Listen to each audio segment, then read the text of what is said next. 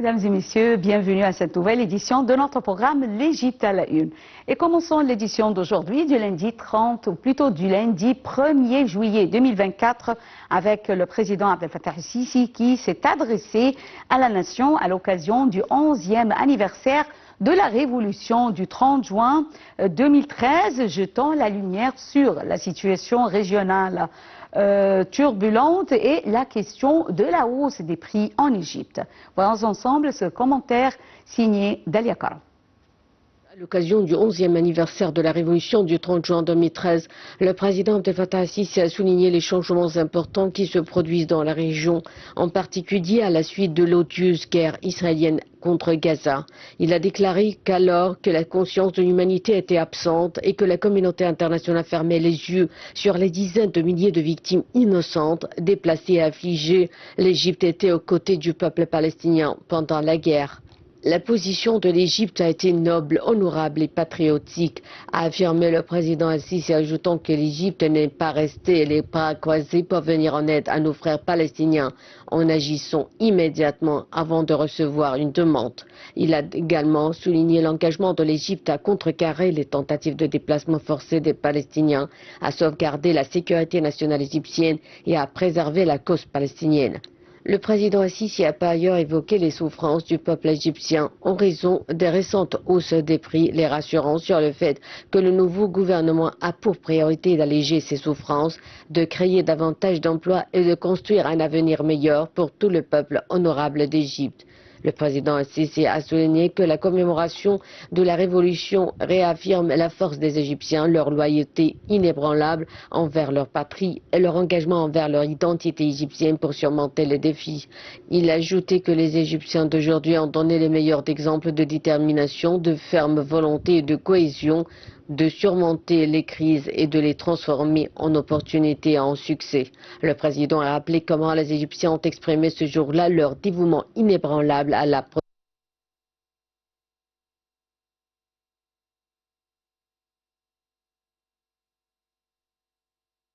a également rappelé les progrès notables réalisés depuis 2013, notant que la stabilité a prévalu dans notre pays. Mesdames et messieurs, alors hier dimanche 30 juin, l'Égypte a commémoré les 11 ans de la révolution du 30 juin 2013. Depuis cette date, le 30 juin est un jour férié en Égypte. Il commémore l'anniversaire de la révolution du 30 juin 2013, le point culminant des grandes manifestations populaires qui ont conduit au renversement, ou plutôt au départ du président Mohamed Morsi, issu de la confrérie des frères musulmans. Retour sur cet événement historique qui a changé le destin de l'Égypte et bien sûr pour un meilleur avenir. Voyons ensemble. 11 années se sont écoulées depuis la glorieuse révolution du 30 juin 2013, mais ces événements resteront gravés dans la mémoire des Égyptiens et ces résultats façonneront les traits de l'avenir de l'Égypte. La révolution du 30 juin 2013 n'était pas seulement un soulèvement visant à renverser un régime rejeté par les masses populaires, mais plutôt une révolution visant à retrouver l'identité d'une nation, à corriger son cours et à construire un nouvel État moderne. C'est une révolution qui a incarné la grandeur de l'Égypte, son histoire et sa civilisation, et qui a uni tous les spectres de son peuple et de ses institutions pour sortir l'Égypte du sombre tunnel dans lequel elle marchait. Cette révolution populaire a marqué un tournant et une ligne de démarcation entre deux époques. Une ligne de démarcation entre une année d'échecs politiques, de mauvaise gestion, de fausses promesses, d'une économie en déclin, de perte de confiance et de crédibilité dans l'État, d'instabilité politique et sécuritaire et d'absence de vision, et entre un État qui, selon les témoignages de toutes les institutions internationales, est sur la bonne voie, qui représente une réussite et un modèle qui a une vision claire de l'avenir et qui vise à devenir l'une des 30 plus grandes économies du monde. Cette révolution du 30 juin 2013 est également divisée entre une année d'échecs politiques et un État qui ambitionne de doubler la superficie de globe de 7% à 14%. Pour la première fois, nous voyons autant de projets géants dans les domaines de l'agriculture, des routes, du logement, de l'électricité et du développement de la zone du canal de Suez. Un salut de fierté et de vénération au président Abdel Fattah al-Sisi, symbole de la révolution du 30 juin, qui a répondu à l'appel du peuple. Il a sauvé le pays de la guerre civile et du fascisme religieux, qui construit, reconstruit, développe et change la réalité pour construire la nouvelle République dont nous sommes tous fiers. Au cours des 10 dernières années, l'Égypte a été confrontée aux défis les plus difficiles. Les révolutions de 2011 et 2013, la pandémie de coronavirus. Dans la foulée de la révolution du 30 juin, l'ampleur des défis auxquels l'Égypte était confrontée s'avérait sans précédent. Il était confronté au terrorisme, au défi du grand barrage de la Renaissance éthiopienne et à la crise économique mondiale. Mais grâce au succès de la révolution du 30 juin qui a redonné la force à l'État égyptien, l'Égypte est en mesure de surmonter tous ces défis et d'achever son chemin vers la réalisation de la vision de l'Égypte 2030 pour réaliser la croissance, le développement et une vie décente à tous les Égyptiens. Le président Abdel Fattah al-Sisi a inauguré samedi dernier au Caire la conférence d'investissement Égypte-Union européenne. Le président a ensuite assisté à la signature d'un protocole d'accord entre l'Égypte et l'Union européenne, débloquant la première tranche du mécanisme de soutien macroéconomique de 5 milliards d'euros et un soutien du déficit budgétaire d'une valeur d'1 milliard d'euros. Retour sur les principaux éléments du discours du président el-Sisi à l'ouverture de la conférence. À l'ouverture de la conférence sur l'investissement Égypte-Union européenne, le président Abdel Fattah al-Sisi a déclaré que les relations entre l'Égypte et l'Union européenne ont connu des développements très significatifs dans divers domaines. Le président a rappelé que l'Égypte était confrontée à des crises internationales et régionales successives avec des effets extrêmement négatifs et des fardeaux économiques sur tous les pays du monde, ce qui nécessitait un soutien et une coordination avec l'Égypte. Le président a rappelé que l'Égypte était confrontée à des crises internationales régionales successives avec des effets extrêmement négatifs et des fardeaux économiques sur tous les pays du monde, ce qui nécessitait un soutien et une coordination entre l'Égypte et les partenaires en Europe. Il a souligné que l'Égypte est un partenaire stratégique de l'Union européenne dans la région pour faire face aux défis communs visant à assurer la sécurité et la stabilité dans la région. Il a ajouté que l'Égypte avance régulièrement et rapidement sur la voie de la réforme, de l'autonomisation du secteur privé, de la compétitivité et de la mobilisation des investissements directs étrangers. Le président a ajouté que la conférence sur l'investissement promeut également l'Égypte en tant que centre régional pour les chaînes d'approvisionnement des entreprises européennes et comme centre de transfert et de circulation d'énergie renouvelable et verte grâce à la proximité géographique et à la situation stratégique de l'Égypte. En ce qui concerne la conférence sur l'investissement Égypte-Union européenne, alors la conférence et la signature du protocole d'accord sont les premiers résultats concrets du partenariat stratégique et global signé par l'Union européenne et l'Égypte en mars 2024 en reconnaissance du rôle géostratégique important que joue l'Égypte en tant que pilier de la stabilité dans la région. Conférence sur l'investissement Union européenne-Égypte organisée conjointement par l'Union européenne et le gouvernement égyptien les 29 et 30 juin. L'Union européenne et l'Égypte s'associent pour intensifier les investissements du secteur privé en Égypte. Elle signe également un protocole d'accord pour le versement à l'Égypte d'une aide macrofinancière pouvant atteindre 1 milliard d'euros. La conférence sur l'investissement et la signature du protocole d'accord sont les premiers résultats concrets du partenariat stratégique et global signé par l'Union européenne et l'Égypte en mars 2024 en reconnaissance du rôle géostratégique important que joue l'Égypte en tant que pilier de la stabilité dans la région. L'aide macrofinancière d'1 milliard d'euros est la première des 2 opérations d'aide macrofinancière en faveur de l'Égypte qui doit fournir un total pouvant atteindre 5 milliards d'euros de prêts favorables à l'Égypte. Ce soutien au titre de l'aide macrofinancière constitue la grande majorité des 7,4 milliards d'euros de soutien financier de l'Union européenne au titre du partenariat. À l'ouverture de la conférence sur l'investissement, la présidente de la Commission européenne Ursula von der Leyen a déclaré qu'il y a 100 jours, ils avaient ouvert une nouvelle ère dans les relations entre l'Égypte et l'Union européenne grâce à leur partenariat stratégique et global. Elle a précisé qu'aujourd'hui, ils tenaient leurs promesses en faveur des entreprises et des entrepreneurs égyptiens en leur accordant 1 milliard d'euros d'aide macrofinancière qui encouragerait les réformes dont les entreprises et les entrepreneurs du secteur privé ont besoin. La présidente de la Commission européenne a affirmé qu'elle réaliserait des investissements stratégiques qui contribueraient à faire de l'Égypte un pôle d'énergie propre au cœur du carrefour méditerranéen et qui tiendraient leurs promesses en faveur de la jeunesse égyptienne en lui proposant un nouveau programme de compétences pour qu'elle réussisse dans l'économie de demain. La conférence sur l'investissement rassemble quelques 1000 participants, dont des représentants de l'Union européenne et des États membres, de hauts fonctionnaires égyptiens, des institutions financières internationales et des PDG d'entreprises européennes et égyptiennes. Un nombre important d'accords d'investissement privés d'une valeur de 40 milliards d'euros devraient être annoncés et signés par des entreprises européennes et égyptiennes lors de la conférence d'investissement, notamment dans des secteurs tels que les énergies renouvelables et l'hydrogène. Lancée par le président Abdel Fattah el-Sisi en 2019, l'initiative présidentielle Vie décente est un projet national pour le développement de la campagne égyptienne et est une initiative intégrée à plusieurs volets.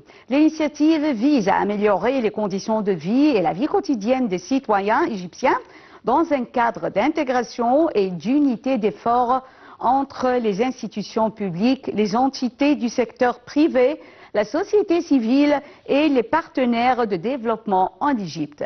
Dalia Karam nous donne plus de détails. Une vie décente est une initiative soutenue par le président Abdel Fattah el-Sisi dans le but d'améliorer la qualité de vie dans les communautés rurales les plus pauvres dans le cadre de la vision de l'Égypte 2030.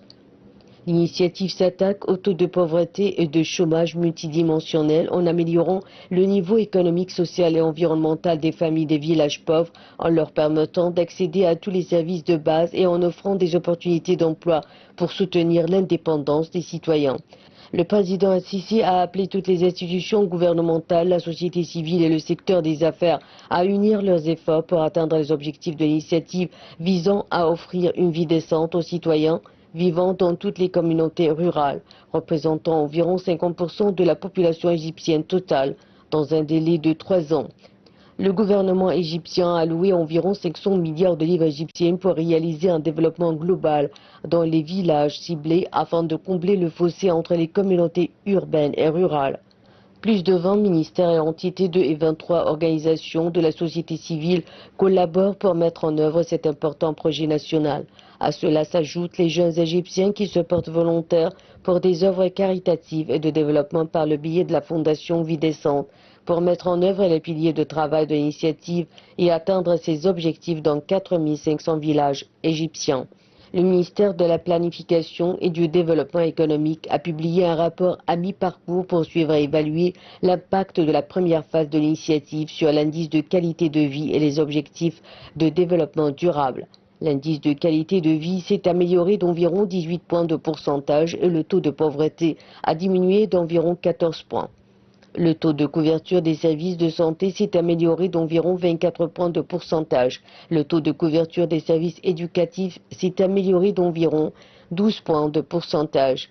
La couverture de l'assainissement s'est améliorée d'environ 46 points de pourcentage. De petits projets d'une valeur de 438 millions de livres égyptiennes et 71 000 opportunités d'emploi ont été créées dans 8 gouvernorats. 11 600 maisons ont été réhabilitées, 160 km de routes ont été pavées et 11 unités vétérinaires, 21 centres de jeunesse et des terrains de jeu et 9 unités sociales ont été créées. 11 000 poteaux d'éclairage ont également été installés. Pendant des années, le problème des bidonvilles était un véritable cancer sociétal qui menaçait le développement du pays ainsi que la sûreté et la sécurité des citoyens. L'État n'avait pas mis en place un vrai plan pour éradiquer ce calvaire. Depuis son arrivée au pouvoir, le président Abdel Fattah el-Sisi a mis en tête de ses priorités le dossier épineux et délicat des bidonvilles. Ainsi, se sont déployés les efforts pour éliminer les bidonvilles au Caire et aux provinces.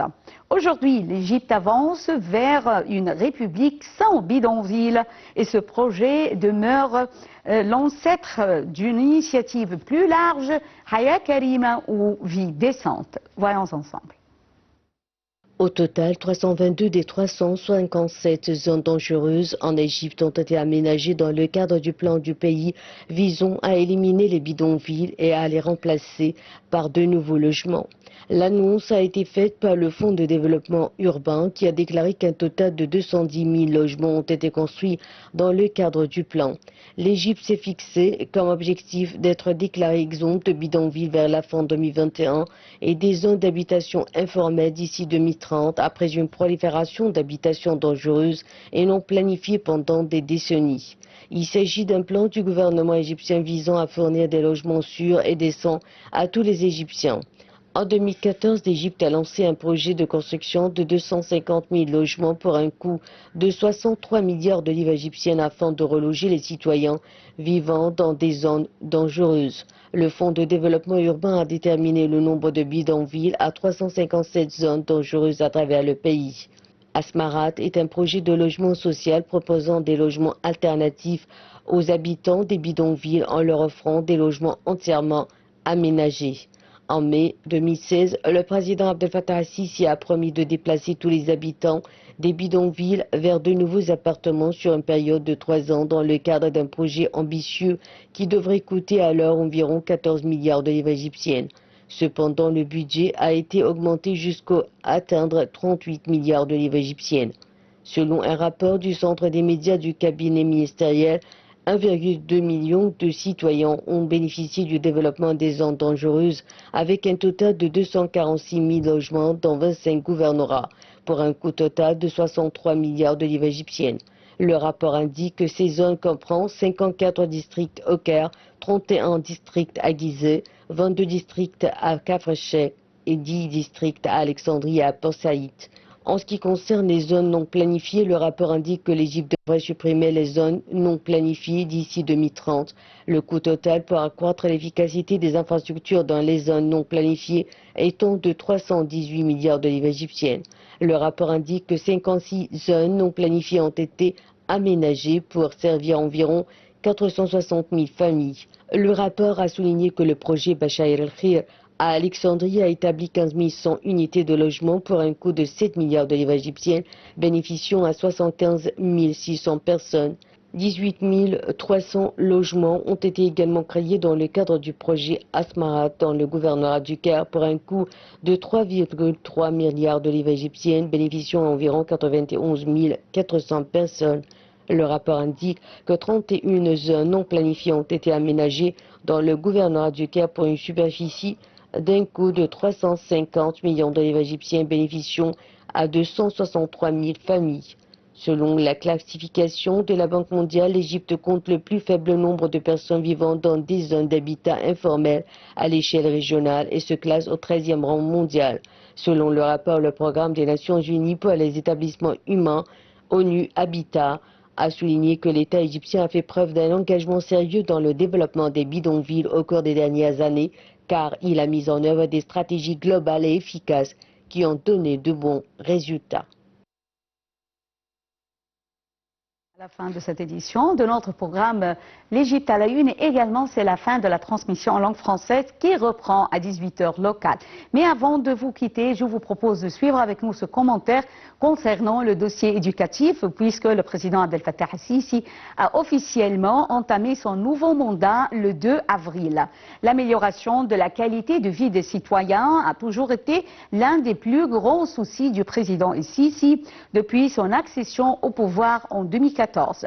Afin de mettre en œuvre les objectifs de la vision de l'Égypte 2030, l'Égypte a décidé, avec le début du nouveau mandat du président el-Sisi, d'élever de 30% le part consacré au secteur de la santé et de l'éducation dans le budget 2024-2025 afin d'améliorer la qualité et le niveau de vie des citoyens. Un aperçu rapide sur les grandes réformes et réalisations du système éducatif avec Dalia Karam. L'Égypte a décidé, avec le début du troisième mandat du président Abdel Fattah al-Sisi, d'élever de 30% la part consacrée au secteur de l'éducation dans le budget 2024-2025. Le budget 2023-2024 a consacré 305,2 milliards de livres égyptiennes à l'enseignement universitaire et pré-universitaire et à la recherche scientifique. L'agenda national cherche à réaliser l'équité et l'intégration sociale de tous les citoyens en mettant l'accent sur la consolidation des principes de justice et le renforcement des capacités créatives des personnes et la promotion de leurs connaissances, ainsi que l'encouragement de l'innovation et de la recherche scientifique. En effet, le gouvernement adopte depuis 2014 un plan stratégique pour le développement de l'éducation et de l'enseignement universitaire ainsi que pour la transformation numérique et les recherches scientifiques. De nombreux efforts sont déployés pour lutter contre la fuite scolaire et l'illettrisme ainsi que pour inciter à l'éducation des filles, notamment en Haute-Égypte. Mais les lacunes restent encore à déplorer le chef de la commission d'éducation au Parlement lors des séances du dialogue national. À noter que l'Égypte a dépensé près de 118 milliards de livres égyptiennes durant l'exercice 2022-2023 sur les projets concernant l'éducation, dont 1,8 milliard dépensés pour embaucher 30 000 enseignants et 39 milliards pour créer 12 000 classes supplémentaires. Le gouvernement s'est intéressé à l'amélioration des programmes éducatifs dans les écoles primaires et à l'équipage technologique des établissements.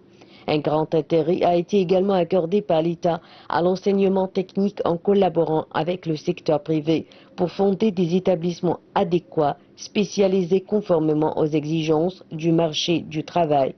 Le système éducatif égyptien offre également la possibilité aux personnes souffrant d'un handicap de s'inscrire dans les écoles publiques. Cependant, les services éducatifs fournis à ces groupes sont encore limités en termes de répartition géographique.